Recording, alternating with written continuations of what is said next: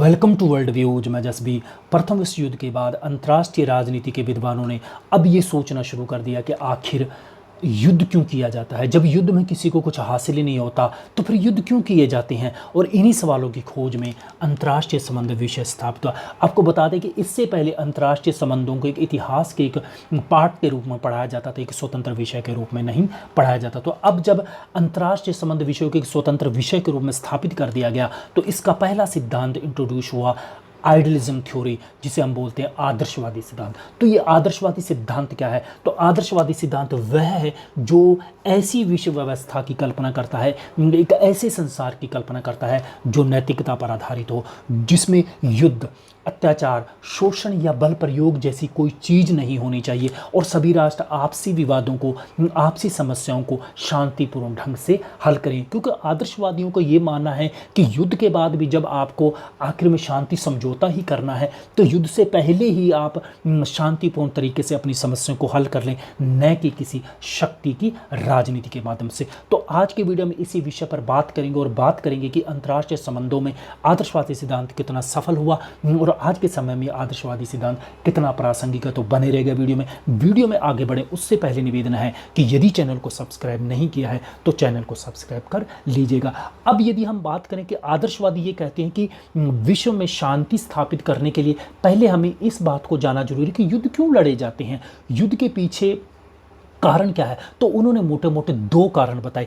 पहला कारण बताया उन्होंने तानाशाही नेतृत्व, अधिनायकवादी व्यवस्था, और दूसरा कारण बताया उन्होंने लचर गुटबाजी। तो पहली यदि हम बात करें तो उन्होंने बोला कि तानाशाही नेतृत्व है, जो अधिनायकवादी व्यवस्था होती है, ये युद्ध को बढ़ावा देती है क्योंकि इस व्यवस्था में लोगों का तानाशाही नेतृत्व किसी प्रकार का दबाव नहीं होता और ये राष्ट्र अपने स्वार्थों की पूर्ति में युद्ध को बढ़ावा देते हैं। जैसे जर्मनी के हिटलर, इटली का मुसोलिनी, तो इन लोगों ने अधिनायकवादी व्यवस्था अपनाकर हमेशा युद्ध को आमंत्रित किया क्योंकि अधिनायकवादी व्यवस्था एक ऐसी व्यवस्था होती है जो ये कहती है कि देशभक्ति का पैमाना है युद्ध, कि जिस प्रकार वो ये कहते हैं कि एक जगह रुको आ पानी सड़ने लगता, उसी प्रकार उन्होंने कहा कि यदि युद्ध न किया जाए तो लोगों से धीरे धीरे देशभक्ति की भावना खत्म हो जाएगी। तो इसलिए ये युद्ध को अवश्यंभावी मानते हैं। और आज के समय में यदि हम बात करें तो उत्तर कोरिया के हम तानाशाह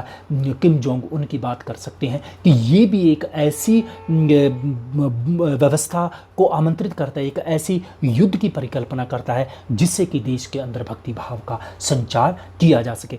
अब आपके मन में एक क्वेश्चन पैदा हो रहा होगा कि फिर प्रथम विश्व युद्ध और द्वितीय विश्व युद्ध की यदि हम बात करें तो उसमें तो ब्रिटेन, फ्रांस जैसे लोकतांत्रिक देशों के द्वारा भी युद्ध लड़ा गया, क्या ये भी फिर अधिनायकवादी व्यवस्था वाले राष्ट्र थे? तो नहीं। यदि हम बात करें आदर्शवाद का दूसरा कारण, उन्होंने ये बोला था कि युद्ध का दूसरा कारण है गुटबाजी, लचरगुटिया व्यवस्था या गुट के प्रति प्रतिबद्धता लोगों की, ये भी युद्ध को बढ़ावा देती है। तो इसी में ही आपको इसका उत्तर मिलेगा क्योंकि देखिए आदर्शवादी ये बोलते हैं कि गुटबाजी भी युद्ध को आमंत्रित करती है। जैसे प्रथम विश्व युद्ध में जर्मनी और ऑस्ट्रेलिया ने सर्बिया पर जब आक्रमण किया तो गुटीय प्रतिबद्धता के चलते रूस के द्वारा भी सर्बिया की मदद के लिए प्रथम विश्व युद्ध में भाग लेना पड़ा। और जब रूस ने प्रथम विश्व युद्ध में भाग लिया तो अब फ्रांस और ब्रिटेन भी रूस के साथ गुट में प्रतिबद्ध थे, गुट के साथ जुड़े हुए थे, तो जिस वजह से उन्हें भी फ्रांस की मदद के लिए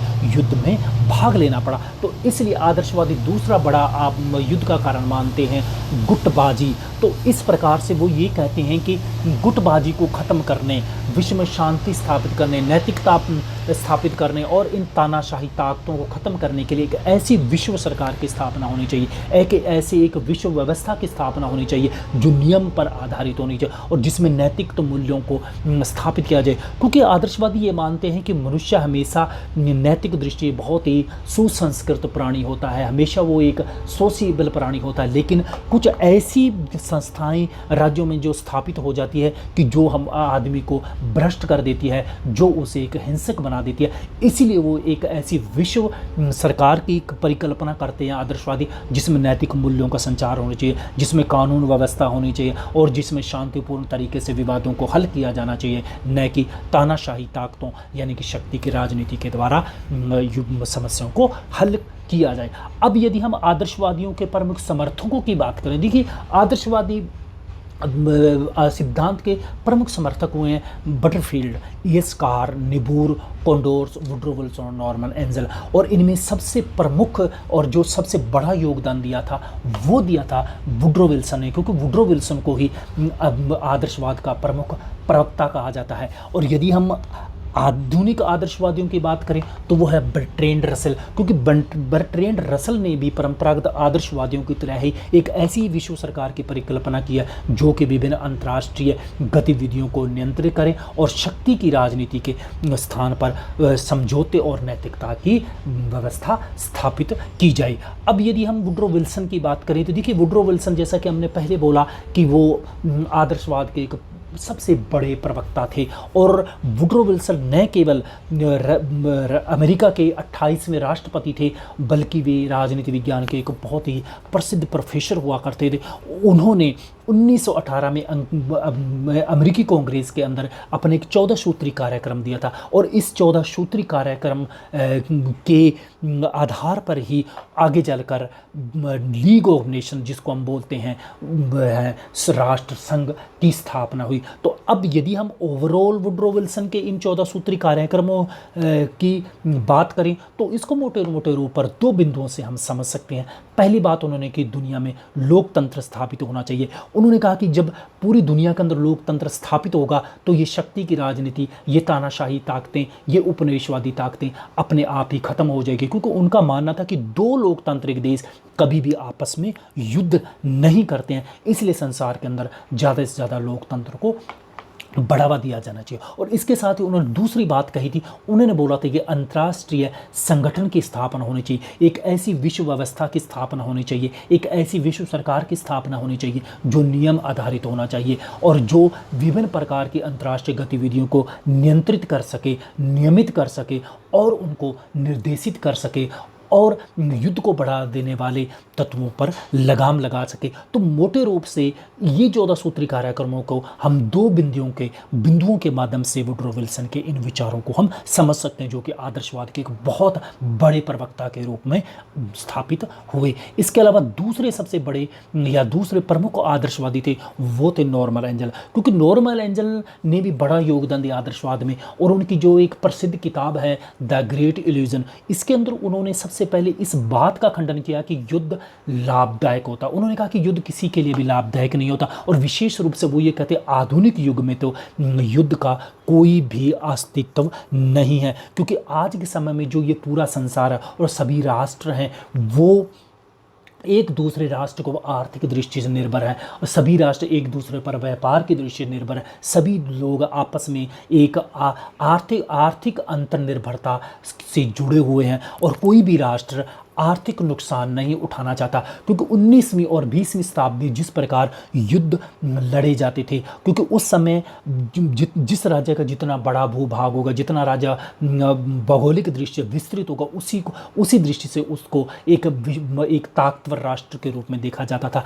लेकिन आज के समय में, आधुनिक समय में ताकतवर राष्ट्र के रूप में देखा जाता है जो व्यापारिक दृष्टि से सक्षम होता है, जिसमें सबसे ज़्यादा उद्योग धंधों को बढ़ावा दिया जाता है। और इस वजह से सभी राष्ट्र उद्योग धंधों पर सबसे ज़्यादा बल देते हैं, और उद्योग धंधों पर सबसे ज़्यादा बल देने के कारण सभी देश आपस में आर्थिक अंतर निर्भर हैं। सभी राष्ट्र एक दूसरे पर आर्थिक दृष्टि से निर्भर, और इसलिए कोई भी राष्ट्र युद्ध के द्वारा आर्थिक नुकसान नहीं उठाना चाहता। ये था नॉर्मन एंगल का आर्थिक अंतर्निर्भरता का सिद्धांत। अब यदि हम आदर्शवाद के प्रभावों की बात करें, देखिए आदर्शवाद का जो एक सफल रूप देखने को मिलता है तो वो है, सबसे पहला जो प्रभाव उसका पड़ा तो वो है लीग ऑफ नेशन की स्थापना। 1920 में राष्ट्र संघ की स्थापना हुई।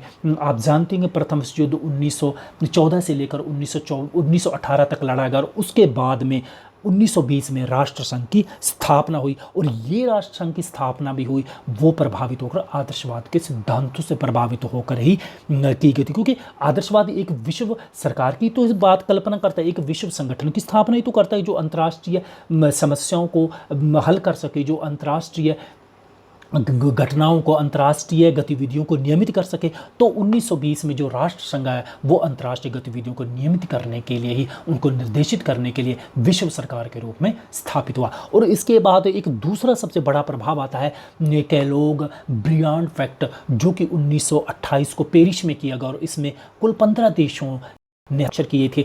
अब केलोंग ब्रियांग समझौता था क्या? और ये केलोंग ब्रियांग समझौता था कि सभी राष्ट्र इस बात पर सहमत हुए कि युद्ध के द्वारा समस्याओं को हल न करके शांतिपूर्ण तरीके से समस्याओं को हल किया जाए। हाँ, ये समझौता इस बात की भी गवाही देता है, इस बात पर भी सहमत होता है कि आत्मरक्षा के लिए युद्ध का सहारा लिया जाता है, लिया जा सकता है, और ओवरऑल अपनी समस्याओं को सभी राष्ट्र एक शांतिपूर्ण तरीके से ही हल करें।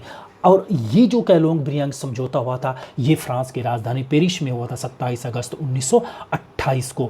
अब ये जो बड़ी इंपॉर्टेंट बातें हैं एग्ज़ाम की दृष्टि से यदि हम बात करें, तो ये दो सबसे बड़ी सफलता थी। एक कोलोंग ब्रियांग समझौता और दूसरा था लीग ऑफ नेशन की स्थापना।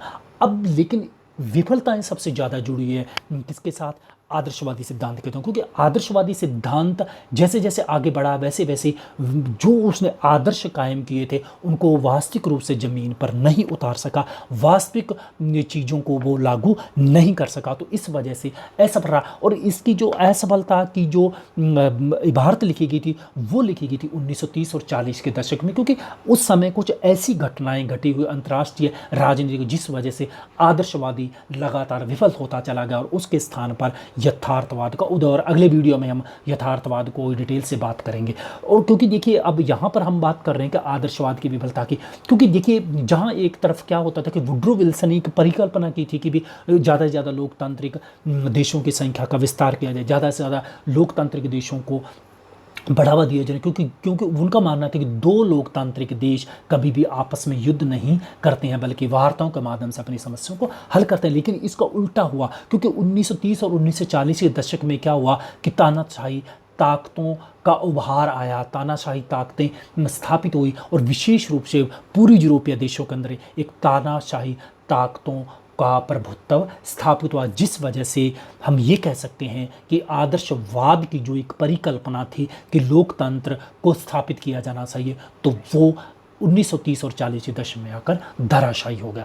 दूसरी विफलता सबसे बड़ी रही है वो राष्ट्रसंघ की विफलता, क्योंकि देखिए हम बात कर रहे हैं कि राष्ट्रसंघ की स्थापना के कुछ वर्षों बाद ही राष्ट्रसंघ विफल होता हुआ नजर आया। और जिसकी विफलता का सबसे पहला कारण देखने को मिलता है कि अनेक राष्ट्रों के द्वारा लगातार राष्ट्रसंघ की सदस्यता त्यागना, क्योंकि एक तरफ जहां अमेरिका ने राष्ट्रसंघ की सदस्य ग्रहण नहीं की, क्योंकि अमेरिका के तत्कालीन राष्ट्रपति वुड्रो विल्सन के 14 सूत्री कार्यक्रमों से को प्रभावित तो होकर ही तो लीग ऑफ नेशन की स्थापना हुई, लेकिन खुद अमेरिका राष्ट्रसंघ का सदस्य नहीं बना। और दूसरी तरफ ब्रिटेन, फ्रांस जैसे लोकतांत्रिक देशों ने भी कभी भी राष्ट्रसंघ को गंभीरता से नहीं लिया। और तीसरी बात यदि हम बात करें इसमें जर्मनी, जापान, जो कि 1926 के अंदर राष्ट्रसंघ के सदस्य बने थे और कुछ वर्षों बाद 1933 में आकर उन्होंने अपनी सदस्यता त्याग दी। इसी प्रकार रूस को भी 1940 में राष्ट्रसंघ से निकाल दिया, क्योंकि उस समय उन्होंने जब फिनलैंड पर आक्रमण किया, फिनलैंड के ऊपर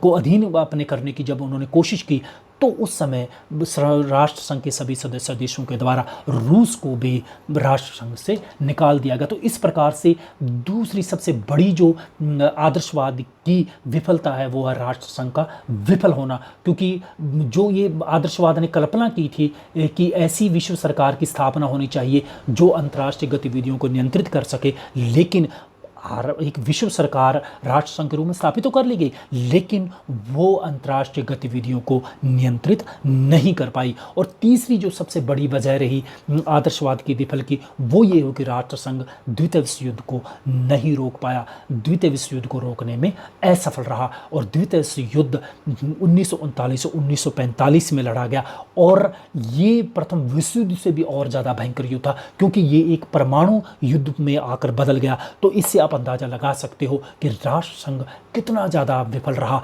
आदर्शवाद कितना ज़्यादा विफल रहा, क्योंकि वो ऐसी विश्व सरकार की स्थापना नहीं कर पाया कि जिसमें कि संसार के अंदर शांति स्थापित की जा सके, क्योंकि उनकी जो कल्पना थी, जो उसके को आदर्श है, वो कोरे आदर्श ही रहे, वास्तविक रूप से वो लागू नहीं हो पाए। और अगला जो एक विफलता का बड़ा कारण था वो हुआ 1930 की आर्थिक मंदी, इकोनॉमिक डिप्रेशन, क्योंकि आदर्शवाद के धराशायी होने का बड़ा कारण आर्थिक मंदी भी है, क्योंकि जिस प्रकार से नॉर्मन एंगल ने आर्थिक अंतर्निर्भरता की बात कही, तो उन्होंने कहा कि सभी राष्ट्र जब आर्थिक दृष्टि से एक दूसरे पर निर्भर होंगे, एक दूसरे के ऊपर आर्थिक रूप से व्यापारिक दृष्टि से निर्भर होते हैं, तो तब कोई भी देश आर्थिक नुकसान उठाने के लिए युद्ध नहीं करता। लेकिन 1930 की आर्थिक मंदी ने एक बड़ा आदर्शवाद को सदमा दिया, एक बड़ा आदर्शवाद को झटका दिया कि अंतर्निर्भरता ही धराशायी हो गई, क्योंकि आर्थिक मंदी आने के बाद सभी राष्ट्र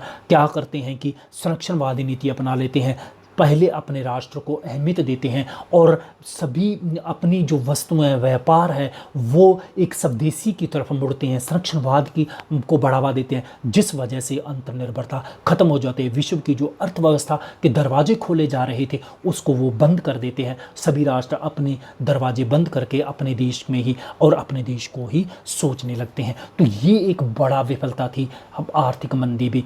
अगली बात यदि हम बात करें तो अगली बात यहाँ पर आती है कि आदर्शवाद कोरा आदर्श ही रहे, वो जमीन पर वास्तविक रूप से नहीं उतर पाए, उनको प्रैक्टिकल रूप से लागू नहीं किया जा सका। तो ये था हमारा आज का वीडियो।